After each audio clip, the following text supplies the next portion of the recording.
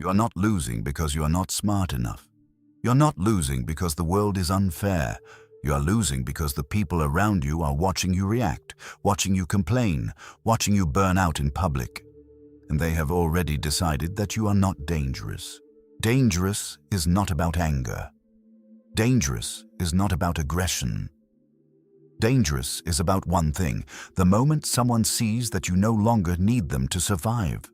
The moment they realize you have built something inside yourself that does not require their approval, their validation, or their presence to keep moving.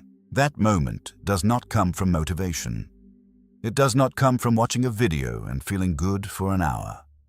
It comes from a specific quality that most people spend their entire lives avoiding because it demands everything from you and gives nothing back immediately. That quality is discipline, not the idea of discipline, not the inspirational version of discipline. The real thing. The version that is so consistent, so sustained, so quiet and relentless that one day the people who dismissed you look up and find that they are standing in the shadow of what you have become. And they cannot explain how it happened. Niccolò Machiavelli called it virtù, not virtue in the moral sense. Virtù as in the raw, cultivated, iron-forged capacity of a person to shape their own fate rather than surrender to it. He watched princes rise and princes fall. He documented, in cold detail, exactly what separated the ones who lasted from the ones who vanished. And every time, the answer pointed to the same truth. The person who controls themselves controls the game. This video is about that truth. Not the comfortable version, the real version. You know the scenario. You have been working. You have been trying. You set a goal 2 years ago and you got close. Closer than most. But something kept interrupting. The co-worker who got promoted because they knew who to flatter, not because they knew anything. The partner who told you that you were changing when what they really meant was that your growth made them uncomfortable. The family member who nodded when you talked about your ambitions and then, in the same breath, reminded you of someone they knew who tried the same thing and failed. They did not break your plan with force. They broke it with friction. They wore you down with a slow accumulation of doubt, distraction, and social pressure until your discipline looked like stubbornness and your silence looked like defeat. Here is what you did not know then, and what Machiavelli understood 500 years ago. The people who create friction around your discipline are not doing it consciously. They do it because your self-control is a threat signal. When you become disciplined, you become unpredictable. When you become unpredictable, you become ungovernable. And an ungovernable person cannot be exploited, manipulated, or kept in place. That terrifies people who have built their social architecture around your predictable weakness. Niccolò Machiavelli understood this in the 15th century. He watched the courts of Florence, Cesare Borgia's campaigns across Italy, the rise and fall of men who had every advantage and squandered it. And he saw, with the clarity of a man who had nothing left to lose after his own political ruin in 1512, that the difference between those who endured and those who collapsed was never intelligence, was never luck, was never even opportunity. It was the internal order of the man. Today, you will discover 8 principles of dangerous discipline. The kind that changes the way you move through rooms, the kind that makes people recalculate how they speak to you, the kind that, once locked into your identity, cannot be taken away. Once you understand what you're about to hear, you cannot go back to your former way of operating. The comfortable version of your life ends here. If you want to stay where you are, stop watching now. If you are ready to become genuinely dangerous, in the right way, stay. Write it. Mean it. Your consistency is already working on the people around you, even when you cannot see it. Yet. 1. Discipline destroys the need for approval. The moment you stop needing people to believe in your plan is the moment your plan becomes unstoppable. Not because belief does not matter, but because when your execution no longer depends on their validation, you have removed the most dangerous variable from your strategy: other people's doubt.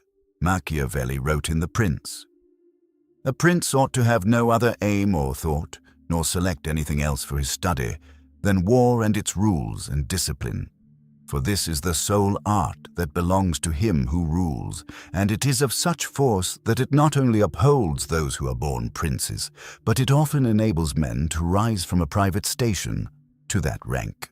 He was not writing about literal warfare. He was writing about focus, the radical, unapologetic commitment to mastery over one single domain as a way to generate so much internal authority that external opinion becomes irrelevant. A ruler who needed the crowd to believe in him before he could act was already a ruler who had surrendered power to the crowd. Consider Marcus Aurelius, Roman emperor from 161 to 180 AD, ruler of approximately 70 million people. He did not achieve this through charisma or theater. He did it while writing, in private, that he must resist distraction daily, return to his work each morning as if beginning again, serve despite his preference for solitude. His meditations were written for no audience. No one was supposed to read them. He kept his inner discipline alive as a personal weapon against his own weakness. At the Battle of the Frozen Danube in 173 AD, outnumbered and surrounded by the allied Quadi and Iazyges tribes, he won because his forces held discipline when panic would have been the rational response. Most people keep their discipline on standby, waiting for someone to notice before they go deeper. The strategic person does the opposite. They go deeper before anyone is watching, especially before anyone is watching, because that is when depth is built. Depth built in visibility is performance. Depth built in privacy is power. A 2023 study published in Frontiers in Psychology found that individuals who perceive themselves as disciplined at the identity level, not just the behavior level, procrastinate significantly less and persist significantly longer. The key is not the action. It is who you believe yourself to be when no one is watching. Picture this. Your closest friend tells you your plan is unrealistic. You're 2 months into building something no one can see results from yet. Old, you would have explained yourself. Old, you would have defended the vision, adjusted the timeline, softened the ambition to preserve the relationship. New you responds with a short nod, returns to your desk, and adds 30 minutes to the work session. Not out of anger, out of clarity. The question was never whether they believed in you. The question is whether you do. This is not about becoming cold. This is about becoming the kind of person whose conviction does not require external fuel. 2. The preparation that no one sees becomes the reputation that no one can explain. You have seen it happen. Someone rises fast. They seem to have something you do not. A confidence, a readiness, a fluency in their domain that makes others move around them differently. The easy explanation is talent. The correct explanation is invisible preparation. Machiavelli wrote in The Prince, "A prince should therefore have no other aim or thought, nor select anything else for his study than war and its rules and discipline." He then added the warning that haunts every underprepared person who finds themselves overtaken. And the first cause of your losing it is to neglect this art. The losing does not come at the moment of confrontation. It comes in all the quiet hours before, the hours where the disciplined person was building and the undisciplined person was resting, complaining, or explaining why conditions were not yet right. Napoleon Bonaparte told his private secretary, Meneval, that he had worked 16 hours a day since leaving military school. He woke at 2 in the morning during campaigns to resume strategic planning. Over 22 years, he fought more than 70 battles, and his preparation between campaigns was as systematic as his action during them. He studied maps until he could visualize terrain he had never walked. By the time Austerlitz arrived in December 1805, he had already fought that battle in his mind a dozen times. The engagement lasted 1 day. The preparation lasted years. Most people prepare until they feel ready. The strategic person prepares past the point of readiness, into the zone where the preparation has become automatic, where what others call their peak performance is actually their flaw. The neuroscience behind this is documented. Deliberate practice, not just repetition but focused, feedback-driven practice, physically restructures the brain's neural pathways. Myelin, the coating around neural connections, thickens with repeated specific rehearsal, which increases the speed and accuracy of execution in that domain. This is not metaphor. This is what Kobe Bryant's 4 a.m. workouts were producing at a cellular level. A brain literally rebuilt for basketball performance. Sports trainer Alan Stein Jr. documented witnessing Bryant practice the same mid-range jumper, making it over 200 times before moving on. The result was not just skill. The result was a person whose baseline was another player's ceiling. Tomorrow morning, before anyone else is awake, before the day's noise arrives, you do the work. Not because you feel inspired, not because someone is watching, because you have decided that the distance between where you are and where you intend to be will be closed by invisible hours, not by visible effort. You are building the version of yourself that other people will one day call talented, not knowing that talent is what accumulated time looks like from the outside. Drop this in the comments. I build in silence. Let them wonder. 3. Emotional control is the most misunderstood weapon in your possession. Everyone around you believes that the person who reacts the most is the most powerful person in the room. They are wrong. The person who reacts the most is the most readable person in the room. And a readable person is a governable person. Machiavelli wrote in The Prince, "Men are driven by two principal impulses, either by love or by fear." He understood that emotion, undisciplined, makes a person predictable. And a predictable person has already been outmaneuvered because their opponent knows, before the conversation even begins, which lever to pull. The history of power is filled with men who surrendered every advantage in a single moment of emotional exposure. Louis XV of France lost his authority not when the revolution arrived, but years before. In the accumulated moments when his indecision and emotional inconsistency made him unreadable as a leader. When the center of gravity wobbles, the structure around it fractures. By January 1793, that fracture was absolute. Napoleon, by contrast, processed disaster in private and presented strategy in public. He documented this himself, writing that an undivided command, internal and external, was the first condition of success. His composure under setback was not natural temperament. It was a practiced system. Most people leak their emotional state the moment it becomes inconvenient. The strategic person treats emotional exposure as information transfer, and information transferred to the wrong recipient is always a loss. The research on this comes from what psychologists call cognitive reappraisal, the documented ability to reinterpret an emotional situation in real time as a way to regulate the emotional response.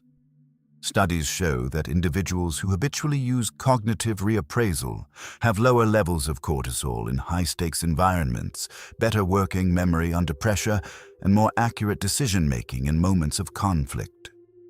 The difference between reactive and composed is not personality. It is a trained neurological habit. You are in a meeting. Someone publicly attributes your idea to themselves. The old version of you reacts. Tone shifts, eye contact hardens. The strategic version makes a note, continues normally, and decides later, in private, with full information, how to respond. You move through the room as a closed system. Later, in conditions you control, you take whatever action serves your actual position. The composed person is not passive. The composed person is the one whose next move no one saw coming. 4. Silence is a form of strategic dominance. Most people fill silence because silence makes them uncomfortable. They explain themselves when no one asked. They justify decisions that were not questioned. They offer context before context was requested. Every one of these behaviors is a surrender, a transfer of power from you to the person you are talking to. Machiavelli wrote, "Everyone sees what you appear to be. Few really know what you are. Those few dare not oppose themselves to the opinion of the many." This is a statement about controlled visibility. The person who overshares has removed the barrier between how they appear and what they are. They have given observers full access to their inner architecture. And with full access comes full leverage. Cesare Borgia, whom Machiavelli described in The Prince as the closest model of a modern prince, weaponized controlled information. When he moved against the Romagna cities between 1499 and 1501, his opponents did not know which city would be targeted, which ally would be neutralized, which agreement would be dissolved. His silence was not passivity. It was operational. Those who could not read his intentions could not prepare against them. Most people talk because they want to be seen as engaged, as capable, as worthy of the room. The strategic person understands that in a room full of talking, silence becomes the loudest signal in the space. When everyone is explaining, the one who does not explain is the one who appears to have nothing to prove. And a person who appears to have nothing to prove is a person who appears to already have what others are competing for. The psychological mechanism behind this is called the mystique effect, a documented social dynamic in which withholding information increases perceived status and authority. Research on negotiation consistently shows that parties who speak less and listen more extract better outcomes, not because they are smarter, but because they allow the other side to reveal their actual position, their real needs, their pressure points. The disciplined silence is not absence, it is intelligence gathering. Someone at work questions your approach in front of others. You let the question hang in the air for 2 full seconds before responding. You do not fill the silence with defensive explanation. You say, precisely and without elaboration, what you know. No more. The question dies. The room recalibrates. The questioner, who expected a defensive reaction, receives instead a composed statement from a person who appears entirely unbothered. That appearance is now your reputation. 5. Fortune favors the prepared. Machiavelli's law of readiness. In chapter 25 of The Prince, Machiavelli wrote one of the most important sentences in the literature of power. I think it may be true that fortune governs half our actions, but that even so she leaves the other half more or less in our power to control. He used the image of a violent river, fortune as a flooding force that destroys everything in its path when it arrives without warning. But when people have built the dikes and constructed the channels in the quiet seasons, the same flood that destroyed others becomes a manageable condition. This is not optimism, this is architecture. The discipline of the calm season, the unglamorous, invisible, repeated preparation during the years when nothing dramatic is happening, is what determines whether fortune, when it arrives, breaks you or elevates you. Machiavelli's own life is the darkest illustration of this principle. In 1512, after the Medicis returned to power in Florence, he was arrested, tortured, and exiled to his farm at Sant'Andrea in Percusina. He had lost everything, his position, his income, his political access. But he had spent years accumulating something that could not be confiscated: knowledge, analysis, documented understanding of how power actually worked. He wrote The Prince in 1513. The man who had nothing produced the works that would shape political thought for 5 centuries. His preparation had created a reservoir that not even the Medici could drain. Most people wait for the right moment to begin preparing. The strategic person understands that there is no right moment. The preparation is the moment. You begin now, in the season that requires nothing of you, because the season that demands everything of you is coming and will not announce itself. Duke University researcher Terry Moffat conducted a longitudinal study tracking the self-control of 1,000 subjects from childhood to adulthood. The results showed that childhood self-control predicted adult health, wealth, and criminal record outcomes better than intelligence or social class. The children who demonstrated disciplined self-regulation early accumulated advantages, financial, relational, health-related, that compounded over decades. Not because life was easier for them, but because they arrived at every challenge having already built the dikes. Your industry is shifting. Most people around you are waiting to see how it settles before they start learning the new systems. You have been learning for 6 months. By the time the shift becomes unavoidable, you're already fluent. You're not adapting. Everyone else is adapting. You're already operating. 6. The discipline of your body changes the psychology of everyone in the room. This is not about aesthetics. This is not about vanity. This is about a documented social and psychological reality.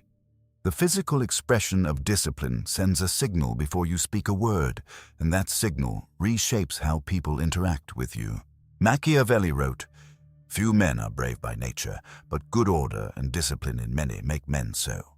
Good order and discipline in an army are to be depended upon, than courage alone."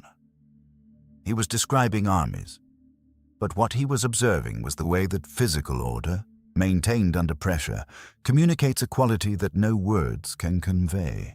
An ordered soldier, in formation, under fire, signals to every observer, friend and enemy, that this person has been forged by something that most have not survived.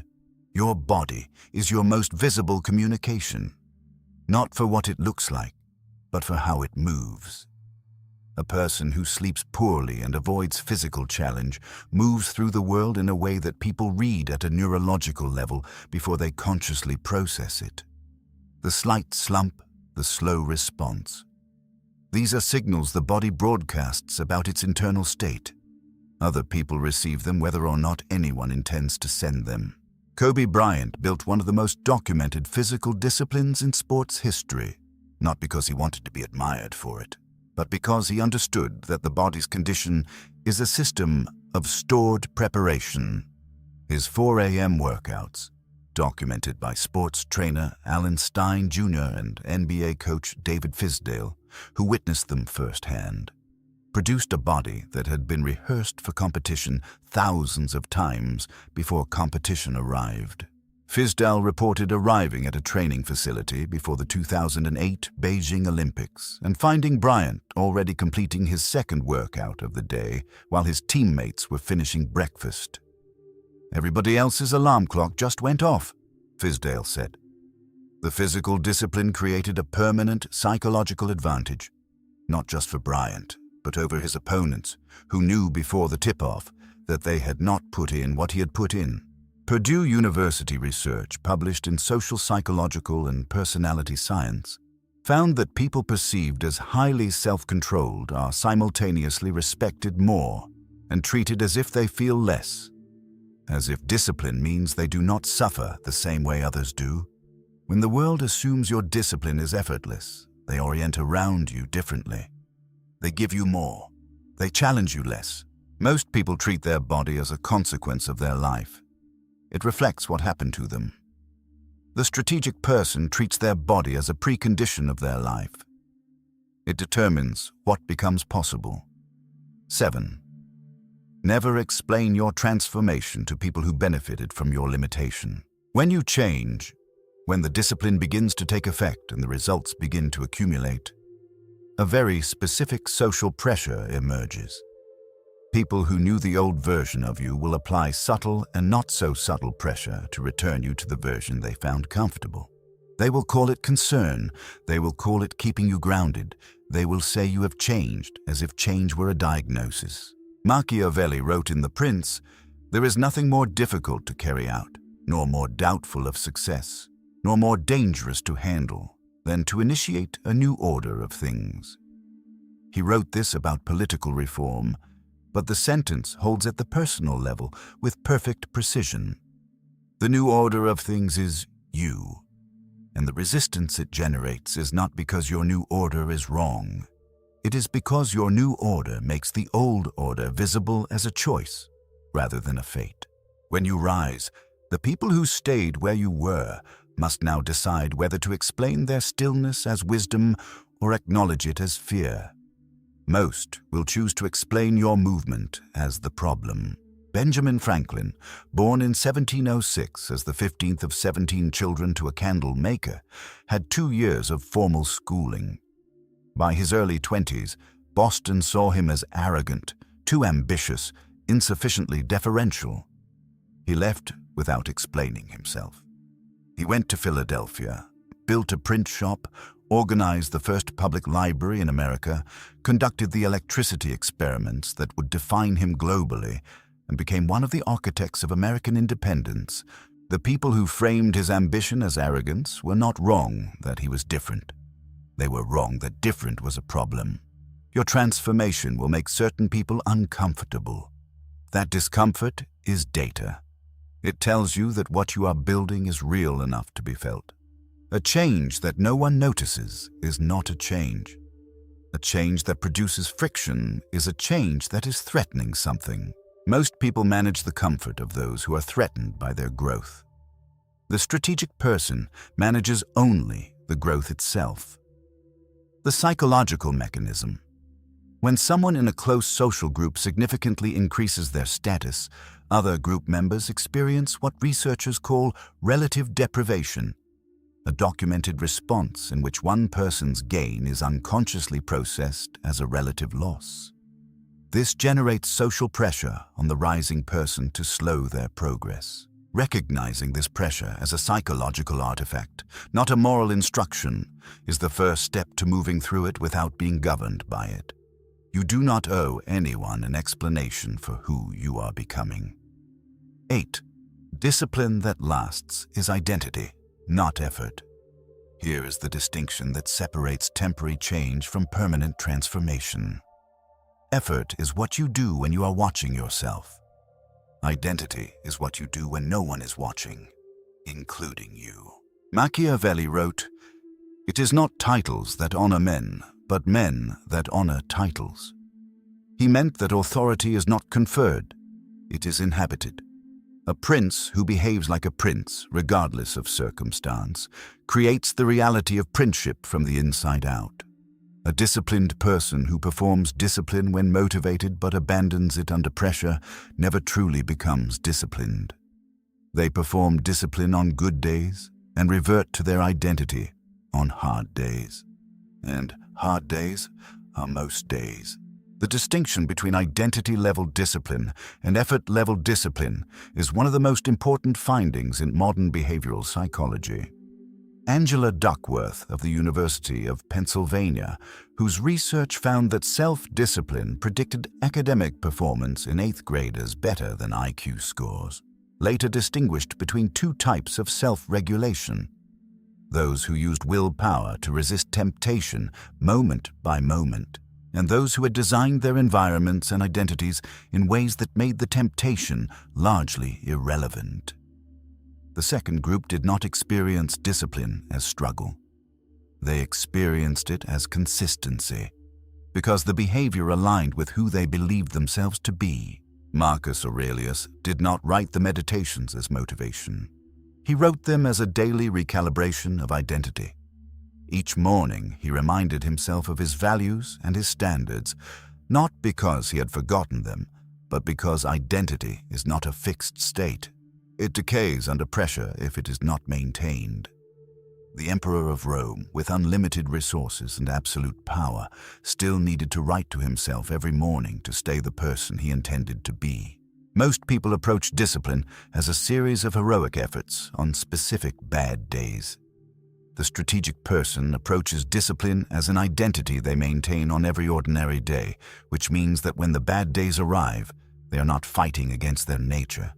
They are expressing it. Researcher Veronica Job and colleagues found that the individuals who sustained self-regulation longest were not those with the most willpower. They were those who held implicit theories about willpower as non-depleting. If you believe discipline costs you something, it costs you more. If you believe discipline is simply who you are, it costs you almost nothing. The belief shapes the biology. It is 11 at night. You have had a difficult day. Every version of comfort is available. Old you makes the trade. Comfort now, regret tomorrow. New you does not experience this as a choice.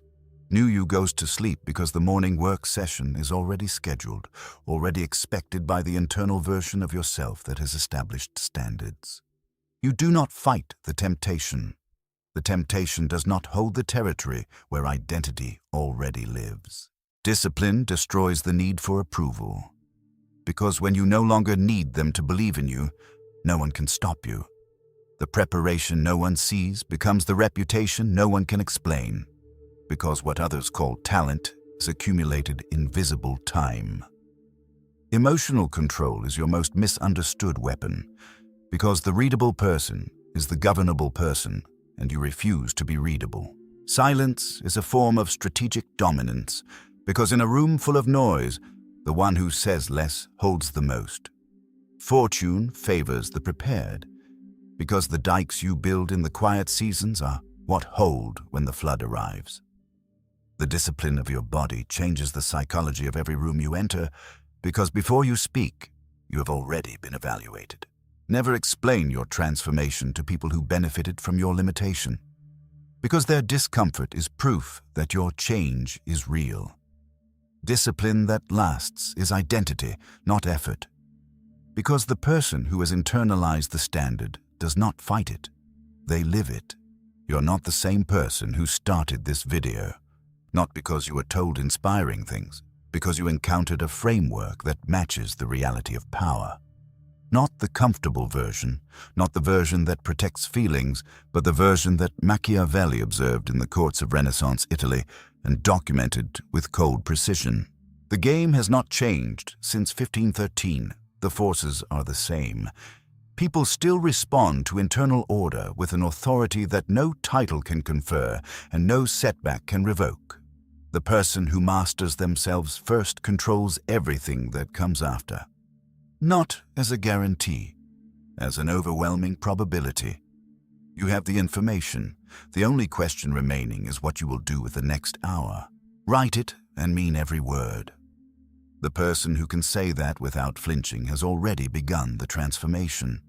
If this changed the way you understand yourself and the game around you, hit like. Subscribe. Every video on this channel goes deeper than the last. We are not here to motivate you.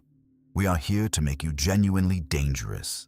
The next video goes into exactly how Machiavelli would operate in the modern workplace, how to identify who holds real power, how to position yourself without exposing your strategy, and how to move in environments designed to keep you small. Do not miss it.